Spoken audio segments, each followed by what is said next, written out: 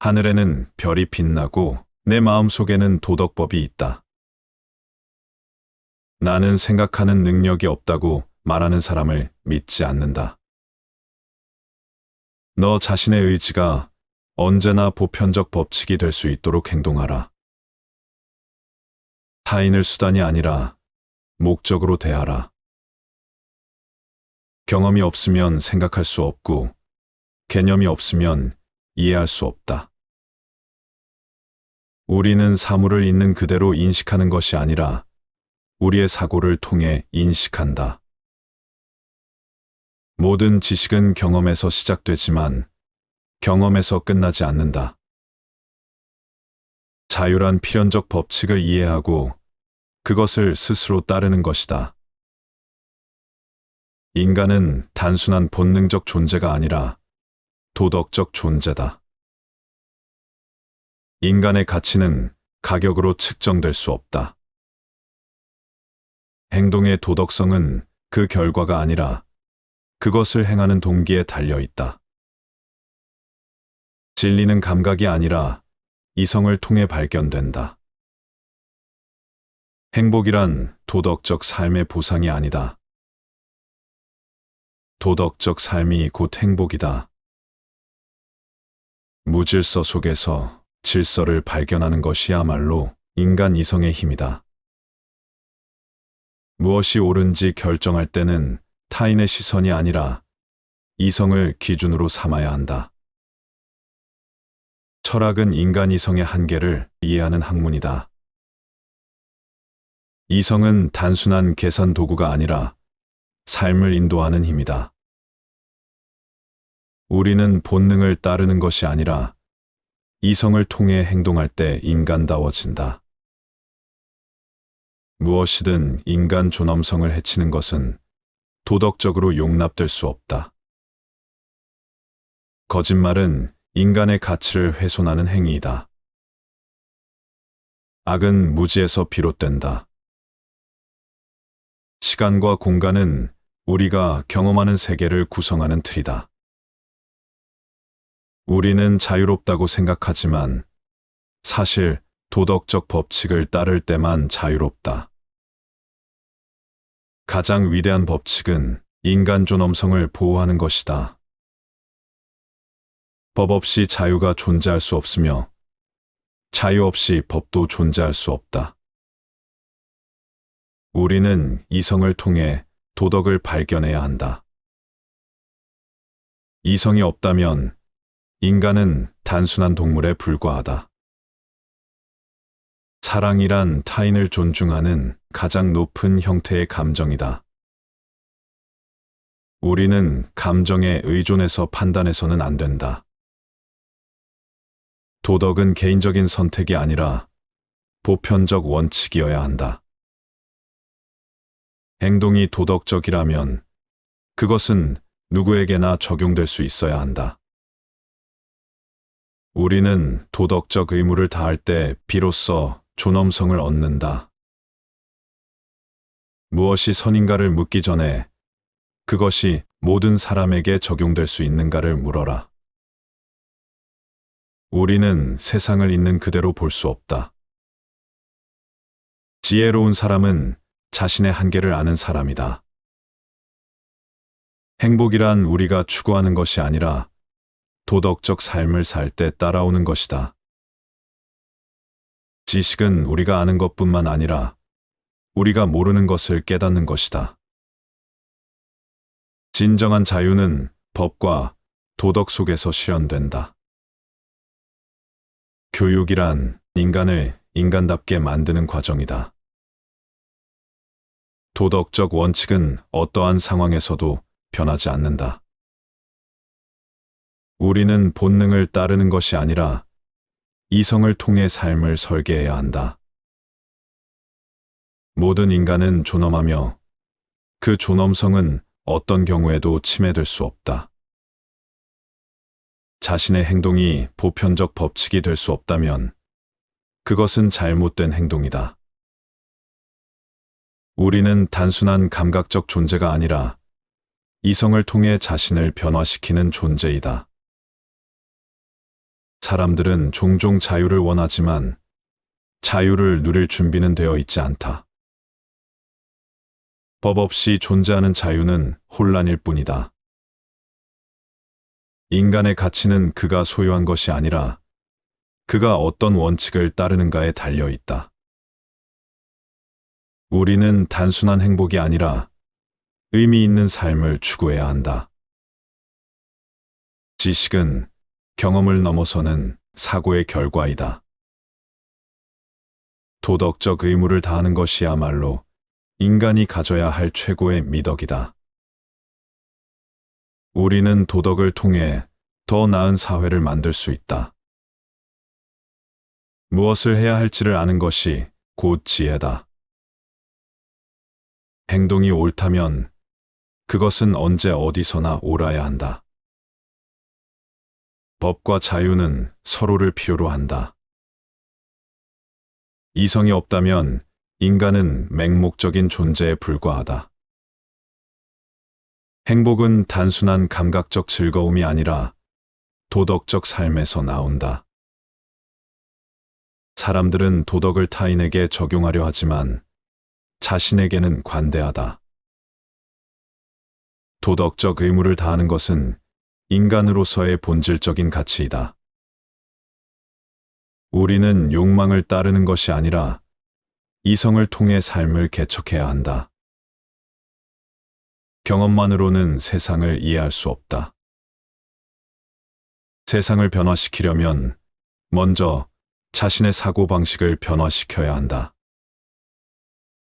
철학은 이성이 인간에게 부여한 최고의 선물이다. 사람은 타인을 도구로 사용해서는 안 된다. 이성이 없는 감정은 맹목적이며 감정이 없는 이성은 공허하다. 우리는 우리가 생각하는 것보다 더 많은 것을 알지 못한다. 세상을 이해하는 것이 곧 인간을 이해하는 것이다.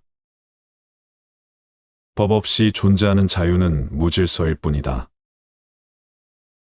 우리는 단순한 지식을 넘어서 지혜를 추구해야 한다. 자신이 이해할 수 없는 것을 쉽게 부정해서는 안 된다. 우리는 윤리적 행동을 통해 사회를 더 나은 방향으로 이끌어야 한다. 도덕적 원칙이 없다면 사회는 무너질 것이다. 우리는 단순한 존재가 아니라 이성을 통해 스스로를 발전시키는 존재이다. 세상을 논리적으로 바라볼 때 우리는 더 현명한 선택을 할 수 있다. 윤리는 단순한 규칙이 아니라 인간을 인간답게 만드는 원칙이다. 도덕적 행동이란 조건 없이 옳아야 한다. 우리는 타인을 위해 존재하는 것이 아니라 타인과 함께 존재하는 것이다. 진정한 자유는 도덕적 책임과 함께 온다. 우리의 행동이 보편적 법칙이 될 수 없다면 그것은 잘못된 행동이다. 도덕적 선택이야말로 인간을 고귀하게 만든다. 세상의 모든 지식이 의미 있으려면 그것은 도덕적 원칙과 연결되어야 한다. 철학은 우리가 어떻게 살아야 하는지를 가르쳐야 한다. 사람들은 법을 두려워하지만 법은 인간을 보호하기 위한 것이다. 도덕적 법칙을 어기는 것은 곧 인간의 존엄성을 해치는 것이다. 우리는 세상을 변화시키기 전에 먼저 자신을 변화시켜야 한다.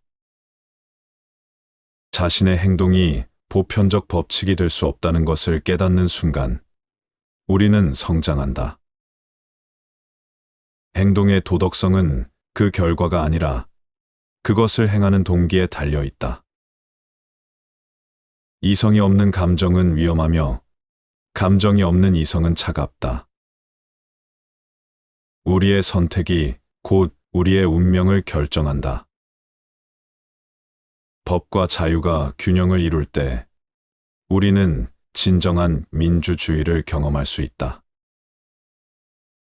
하늘에는 별이 빛나고 내 마음속에는 도덕법이 있다. 이 한마디로 철학과 인간의 본질을 탐구한 사상가 임마누엘 칸트, 그는 인간의 이성과 도덕, 그리고 자유를 탐구한 근대 철학의 거장이었습니다. 오늘 우리는 칸트가 남긴 사상과 명언을 통해 우리가 어떻게 생각하고 어떻게 살아야 하는지를 탐구하려 합니다. 칸트 이전의 철학은 두 가지로 나뉘었습니다. 감각과 경험을 중시하는 경험론, 이성과 논리를 중시하는 합리론. 칸트는 이 두 가지를 종합하여 비판 철학을 확립했습니다. 경험이 없으면 생각할 수 없고 개념이 없으면 이해할 수 없다. 우리는 감각을 통해 세상을 경험하지만 그 경험을 조직하고 해석하는 것은 우리의 이성입니다. 세상을 있는 그대로 볼 수 있다고 믿는 것은 착각입니다. 우리는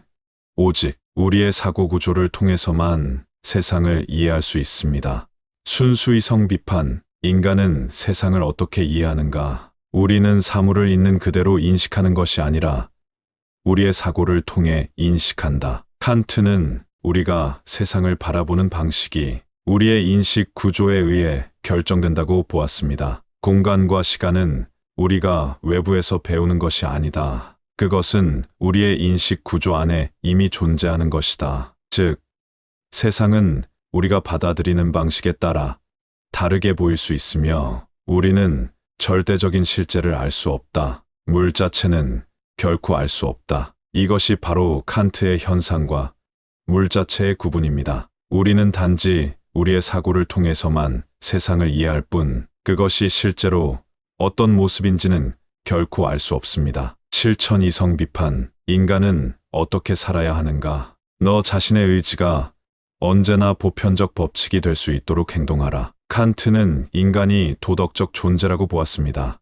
우리는 단순한 욕망의 존재가 아니라 이성을 통해 도덕적 법칙을 만들고 따를 수 있는 존재입니다. 그는 이를 정언명령이라고 불렀습니다. 내가 하는 행동이 모든 사람에게 적용될 수 있는가? 그 행동이 보편적 도덕 법칙이 될 수 있는가? 만약 그렇다면 그것은 옳은 행동이다. 만약 그렇지 않다면 그것은 잘못된 행동이다. 타인을 수단이 아니라 목적으로 대하라. 우리는 사람을 목적 그 자체로 대해야 한다. 어떤 이득을 얻기 위한 수단으로 타인을 이용해서는 안 된다. 칸트의 도덕 철학은 오늘날에도 윤리학, 정치 철학, 인권 개념에 강한 영향을 미쳤습니다. 미는 이해할 수 없는 방식으로 우리를 사로잡는다. 칸트는 미와 숭고함을 구별했습니다.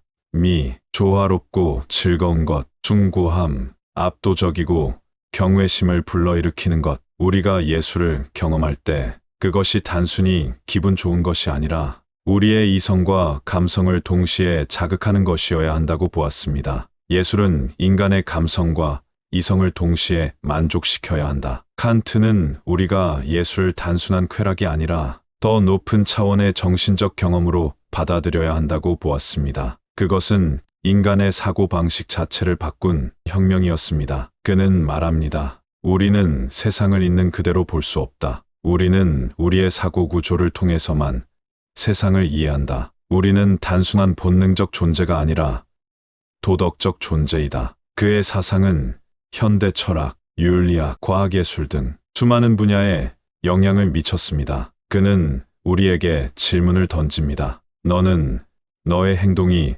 보편적 도덕 법칙이 될 수 있다고 믿는가? 너는 타인을 수단이 아니라 목적으로 대하고 있는가? 이 질문에 대한 답을 찾는 것이야말로 칸트 철학을 이해하는 첫걸음이 될 것입니다.